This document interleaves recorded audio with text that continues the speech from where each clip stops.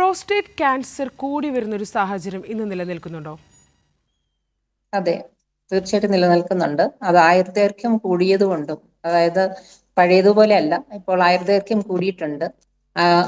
ഇന്ത്യയിലുള്ള ആൾക്കാരുടെ ആയുർദൈർഘ്യം കൂടിയതുകൊണ്ടും പിന്നെ പുതിയതായിട്ടുള്ള പല മോഡേൺ ഫെസിലിറ്റീസും നമുക്ക് അവൈലബിൾ ആണ് ഈ അസുഖ നിർണയത്തിനായിട്ട്. അതുകൊണ്ട് തന്നെ പ്രോസ്റ്റേറ്റ് ക്യാൻസറിന്റെ ഇൻസിഡൻസ് കൂടിയിട്ടുണ്ട്.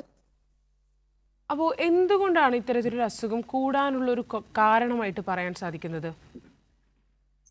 ഇതൊരു ജീവിതശൈലിയുമായിട്ട് ബന്ധപ്പെട്ട ഒരു അസുഖമാണ്.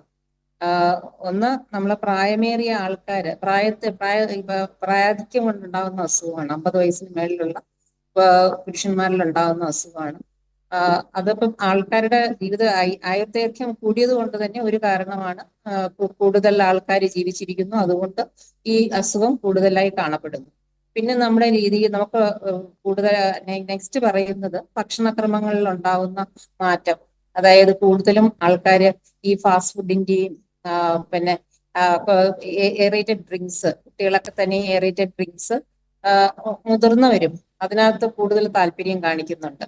അതുപോലെ തന്നെ ചാർഡായിട്ടുള്ള പിന്നെ മീറ്റ് നമ്മൾ കുക്ക് ചെയ്ത് ഹോട്ടൽസിൽ നിന്നൊക്കെ മേടിക്കുന്ന ചാർഡായിട്ടുള്ള ഫുഡ്സ്, അപ്പൊ ഇതൊക്കെ നമ്മൾ ഒഴിവാക്കണം. പിന്നെ അത് കൂടാതെ ജനിതകമായ ഘടകങ്ങൾ കൊണ്ടാകുന്ന മാറ്റവും ഈ അസുഖത്തിന് ഒരു പ്രധാന ഘടകമാണ്.